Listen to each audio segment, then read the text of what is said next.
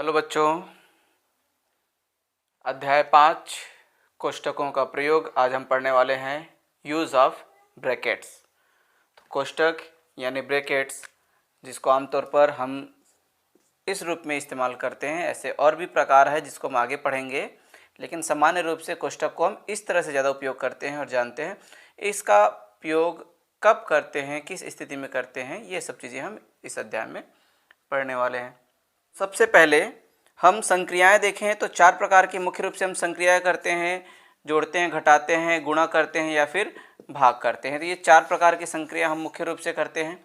अब इसमें से सिंगल संक्रिया है, कोई एक संक्रिया है, जैसे 5 और 3 को जोड़ना है, तो यहाँ पर कोई काम नहीं है विशेष रूप से। लेकिन यहाँ पर 3 चीज़ों को जोड़ना रहा है, 5 धन 3 धन 4, तो तीनों संख्याओं को जोड़ना यदि हमको नहीं आता तो हम क्या करेंगे, यहाँ पर कोष्टक लगाएंगे। 5 और 3 को पहले जोड़ देंगे तो 8, और फिर इसमें 4 को जोड़ेंगे तो 12। तो इस तरह से इसका उपयोग हुआ कोष्टक का। या जोड़ना 2 बार जोड़े, 2 बार जोड़ने की जगह एक बार जोड़ने फिर घटाते या गुणा भाग करते से, मान लो 3 में 2 का गुणा करके उसमें 5 जोड़ना है, ऐसा एक व्यंजक हो, तो यहाँ पर हम क्या करेंगे, 3 और 2 को गुणा करना है, उसको पहले कोष्टक लगा दें ताकि इनको हम पहले हल करें। तो 3 दूनी 6 धन 5 बराबर 11। तो इस तरह से हम इसका कोष्टक का उपयोग करते हैं। सामान्य रूप से तो ये आंकिक रूप से ये हो गया, लेकिन यदि कोई कथन दिया हुआ हो तो उस कथन को हल करने के लिए भी हम कोष्टक का उपयोग करते हैं। ठीक है, जैसे ये जो यहाँ पर व्यंजक दिख रहा है, इसको एक कथन के रूप में कहा जाता कि 3 में 2 का गुणा करके 5 जोड़ें। तो उसी चीज़ को इस तरह से लिखेंगे, 3 में 2 का गुणा करके। तो कथन में पहले 3 और 2 का गुणा हुआ है, इसलिए पहले हम इसमें कोष्टक लगाएंगे, फिर करके 5 जोड़े तो 5। तो ये उदाहरण है कि किस तरह से हम कथन को इस तरह से व्यंजक में बदलें। तो हम इस चैप्टर में यही चीज़ पढ़ने वाले हैं, कथन को व्यंजक में बदलना और फिर बाद में उन व्यंजकों को हल करना जब जैसे आवश्यकता हो। ठीक है, तो आइए सीधे हम देखते हैं प्रश्नावली 5.1। प्रश्नावली 5.1 का पहला प्रश्न है, निम्न कथनों को कोष्टक का प्रयोग करके लिखिए। हल तो करना नहीं है, सिर्फ उनको लिखना है कि कोष्टक का किस तरह से प्रयोग करें। तो देखें, सबसे पहले 10 और 2 के अंतर को 30 से भाग दिया जाए। तो जो संख्या दिया है उन संख्याओं को लिखना है, और जो काम पहले बोला गया है उसमें हमको ब्रैकेट लगाना है। तो 10 और 2 के अंतर, तो 10 और 2 के अंतर मतलब बीच में घटाना, अंतर को बोला है, यानी ये वाला काम खत्म करके 30 से भाग दीजिए, तो भागित 30। तो इस तरह से 10 और 2 के अंतर को मतलब कोष्टक 30 से भाग दीजिए तो भागित 30। ठीक है, तो इस तरह से आपका कोष्टकों का प्रयोग करता हुआ एक व्यंजक यहाँ पर व्युत्पन्न हो गया। और एग्जाम्पल देखते हैं, पहले का ही चौथा देखें, 8/27 में 2/3 एवं 7/15 के योगफल का भाग दिया जावे। तो जो संख्या दी है पहले वो लिख दें, 8/27 में 2/3 एवं 7/15 का योगफल। यहाँ पर लाइन को समझें, तो 2/3 एवं 7/15 का योगफल का भाग दिया जाए, किसमें, 8/27 में। तो 8/27 भागित 2/3 धन 7/15। तो इस तरह से कोष्टक यहाँ आएगा, क्योंकि ये काम हमको पहले करना पड़ेगा। जब तक कि जोड़ेंगे नहीं, भाग कैसे करेंगे, क्योंकि यहाँ पर कहा है इसमें 2/3 और 7/15 के योगफल का भाग, तो इनको पहले हमको जोड़ना पड़ेगा। पहले काम ये कर रहा है, इसलिए यहाँ पर कोष्टक। फिर उसके बाद 8/27 को हमको यहाँ पर लिख देना है, तो इनको जोड़ने के बाद 8/27 से भाग दे दिया जाएगा। अब दूसरा प्रश्न देखते हैं। दूसरा प्रश्न भी वैसा ही है, निम्न कथनों को कोष्टक का प्रयोग करके लिखिए। लेकिन इसमें जो कथन जो है वो थोड़े से लंबे दिए हुए हैं, जिसमें उसमें सिर्फ 3 अंक दिया हुआ था, यहाँ 4 अंक दिया हुआ है। तो किस तरह से हल करेंगे, देखिए, पहला है 15 एवं 27 के योग में 8 तथा 6 के अंतर का गुणा किया जावे। तो 15 एवं 27 के योग में 8 तथा 6 के अंतर, तो उसी चीज़ को समझना है। सबसे पहले हमको क्या करना है, 15-27 के योग, तो 15 धन 27 पहले लिख दें, 15 एवं 27 के योग में 8 तथा 6 के अंतर, यहाँ पर 8 तथा 6 का अंतर, ऋण 6 अंतर दिया इसलिए घटा दिया, का गुणा किया जाए। यानी अब इन दोनों का जो आंसर आएगा उसको गुणा करना है। तो इसको काम अलग करना है, इसको काम अलग करना है, दोनों को अलग अलग कोष्टक में लिख दें और बीच में लिख दें गुणा। ठीक है, तो ये दोनों को जोड़ना है, इनको घटाना है और फिर इनके आंसर को गुणा करना है। तो इसलिए हम इसको इस तरह से लिख सकते हैं कोष्टक का प्रयोग करते हुए। एक और उदाहरण इस प्रश्न से देखते हैं। छठवां प्रश्न देखें, छठवां सवाल, 5 एवं 10 का योग, 7 एवं 3 का अंतर तथा 8 एवं 25 के गुणा का आपस में योग किया जावे। तो थोड़ा सा देखिए लंबा लग रहा है जरूर, लेकिन आप बारी बारी से समझें। 5 एवं 10 का योग, तो सबसे पहले लिख दीजिए 5 धन 10 योग, 7 एवं 3 का अंतर, तो यहाँ पर कुछ दूर में लिख दीजिए 7 ऋण 3, फिर उसके बाद अंतर तथा 8 एवं 25 का गुणा, तो यहाँ पर फिर से कुछ दूर में 8 और 25 का गुणा कर दीजिए। फिर उसके बाद क्या बोला है, का आपस में योग किया जाए, सबका आपस में, यानी सबको हम इस तरह से कोष्टक में डाल देते हैं और इन सबको आपस में योग किया जाए, यानी बीच में जोड़ना। तो इस तरह से ये जो कथन है उसका कोष्टक का प्रयोग करते हुए ये व्यंजक। तो उम्मीद करता हूँ कोष्टक का प्रयोग करना अब आप समझ ही गए होंगे। तो इसमें और कुछ प्रश्न दिए हुए हैं, उसको भी आपको प्रैक्टिस करना है, हल करके देखना है। अब बारी है सीधे प्रश्नावली 5.2 में जाने की। ठीक है, तो हम देखते हैं। अब ये तो हमने कथन को लिखना सीख लिया, लेकिन हम इन कथनों को सरल कैसे करें, हल कैसे करें, वो देखते हैं। इसमें निम्नलिखित को सरल कीजिए, ये प्रश्न है और बहुत सारे व्यंजक जो है इस तरह से दिया हुआ है कोष्टक का प्रयोग करता हुआ, उसको आपको सरल करना है, यानी जितना आप सरल कर सकें, यानी उसके आगे उसको जोड़ना, घटाना, गुणा, भाग और ना किया जा सके, बस इतना करना है। और साथ ही ब्रैकेट नहीं रहना चाहिए, ब्रैकेट को आपको पूरा खत्म करना है।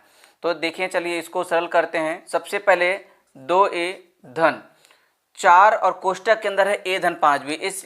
इसके लिए मैं आपको बताना चाहूँगा, कोई भी संख्या चाहे कोष्टक के अंदर कुछ भी लिखा हुआ हो, कोष्टक से जुड़ा हुआ है, जुड़ा हुआ का मतलब कोष्टक के साथ है कोई भी संख्या और बीच में कोई चिन्ह नहीं है, चाहे कोष्टक के इस साइड हो या इस साइड हो, कोई संख्या रखा हुआ है, जैसे ये 4 है, कोष्टक के इस पार हो या इस पार हो, पर कोष्टक के बाहर है और संख्या और कोष्टक के बीच कोई भी चिन्ह नहीं है, तो उसका मतलब होता है गुणा। आप इसको जरूर याद रखिएगा, कोई भी संख्या गुणा कोष्टक के बाहर अगर हो तो उसका गुणा होता है। तो 4 कोष्टक के बाहर है और कोष्टक और 4 के बीच कोई चिन्ह नहीं है, यानी 4 का गुणा।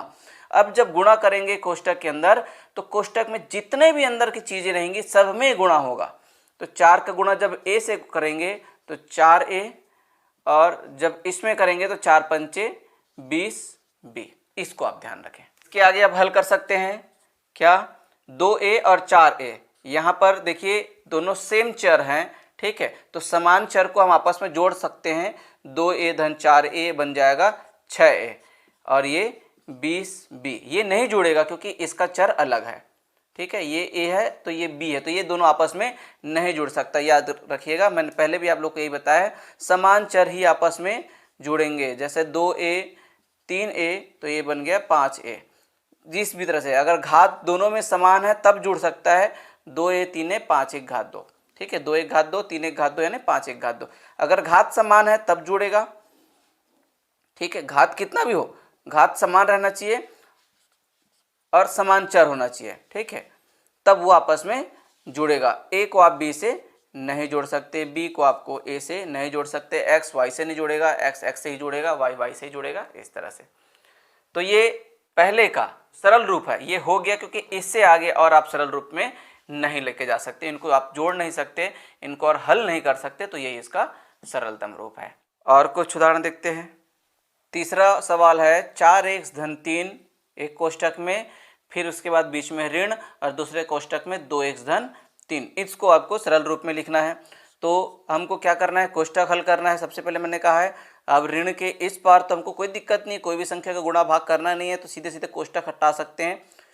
4x धन 3। अब यहाँ पर कोष्टक हटाना है, तो मैंने कहा था कि बाहर कुछ भी संख्या जो होगा उसका गुणा होगा। यहाँ बाहर कुछ नहीं दिख रहा है, का मतलब 1 है, क्योंकि गुणा तो है ना, एक का किसी भी संख्या के साथ गुणा तो ऑलरेडी रहता ही है, यहाँ पर कुछ नहीं दिख रहा है मतलब एक है, एक का गुणा है और ऋण है यानी ऋण एक का गुणा है, तो ऋण एक का गुणा होगा, ऋण अंदर जाएगा तो ये ऋण 2x और ये ऋण 3, याद रखें। ठीक, कुछ नहीं है पर ऋण तो है, ऋण एक, तो उसका अंदर गुणा होगा, तो इस तरह से ये चिन्ह बदल जाएगा, कोष्ठक हटेगा, ऋण 2x और ऋण 3, कोष्ठक हट गया।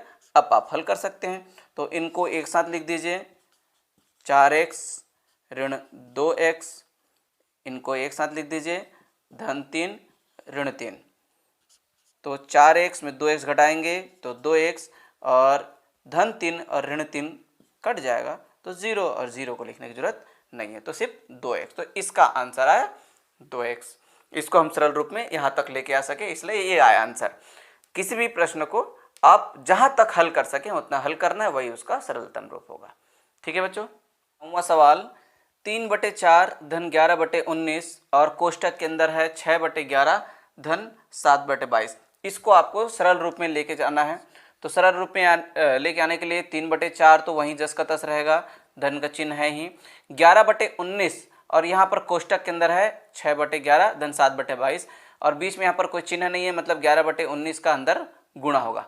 अब इस तरह से हल करना है तो इसके दो तरीके हो सकते हैं, आप इन दोनों को पहले हल कर सकते हैं सीधे, कोष्ठक अपने आप हट जाएगा, बीच में गुणा आ जाएगा, या फिर इसका आप अंदर गुणा कर सकते हैं तो भी कोष्ठक हल हो जाएगा। तो हम अंदर गुणा करके देख लेते हैं, ये हो जाएगा, अंदर जब गुणा करेंगे तो 11/19 गुणित 6/11, इसको आप इस तरह से भी लिख सकते हैं, ऊपर का ऊपर नीचे के नीचे एक साथ, तो ये बन जाएगा 11 गुणित 6/19 गुणित 11 धन 7 में गुणा होगा तो 11 गुणित 7/19 गुणित 22, इस तरह से आप लिख सकते हैं।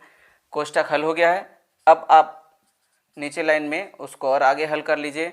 सबसे पहले तो यहाँ पर 11 और 11 आपस में कट सकता है, 11 एकम 11, 11 एकम 11, 6 और 19 नहीं कटेगा, यहाँ पर भी कट सकता है, 11 एकम 11, 11 दूने 22, और कुछ नहीं कट सकता है, तो यहाँ पर बचा 6/19 धन 7/19 दूनी 38। इस तरह के सवालों को हल करना आपको आता होगा। भिन्न संख्याएं हैं, इन सबको आपस में जोड़ना है, तो उसके लिए हमको हर को समान होना जरूरी है, हर समान नहीं है, तो उसके लिए हमको इन हरों का लघुत्तम लेके उनका हर समान करना पड़ेगा। तो ये 4, 19 और 38, इन तीनों का हम लघुत्तम निकालते हैं, 2 दूनी 4, 19 10 का 10, 2 एकम 2, 2 निया 18, फिर से करेंगे 2 से, 2 एकम 2, 19 10 का 10, क्योंकि 2 से भाग में नहीं आता है। अब उसके बाद 19 किसी और भी संख्या के पहाड़े में नहीं आता है, सिर्फ जाएगा सीधे ही 19 से ही, तो 1 10 का 10, 19 एकम 19, 19 एकम 19, तो इस तरह से यहाँ पर 2 गुणित 2 गुणित 19, ये उसका बनेगा लघुत्तम। तो 2 दूनी 4 और 4 गुणित 19, तो 19 का गुणा 4 से कितना आएगा, 19 चौक 76। लघुत्तम निकाल लिए। अब भिन्न संख्याओं को हल करना आपको आता है। पूरे के नीचे में लिख दिए 76।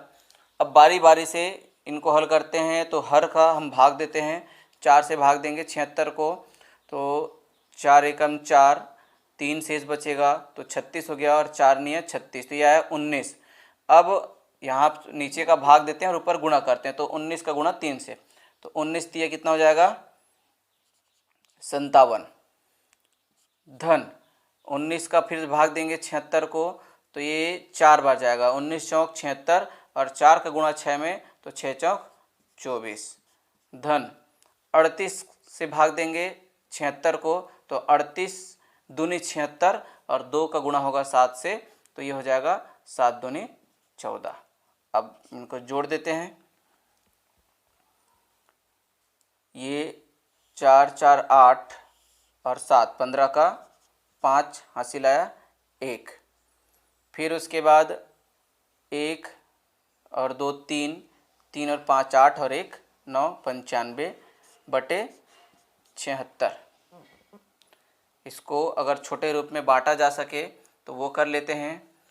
19 के पहाड़े में 76 भी आता है और 95 भी आता है, तो आप 19 से सीधे काट सकते हैं। उससे छोटी संख्या किसी से कटता होगा तो आप देख लेंगे, एक बार ट्राई कर ले, लेकिन मुझे नहीं लगता किसी और से कटता हो, सीधे 19 से ही कटेगा।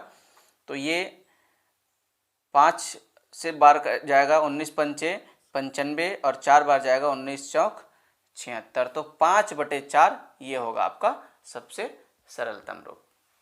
ठीक है बच्चों, तो भिन्न संख्याओं को हल करना तो आप पहले ही सीखे थे। हमारा मूल रूप था अभी सरलतम रूप में लिखना, जहाँ कोष्टक दिया हुआ हो, कोष्टक को हल करना।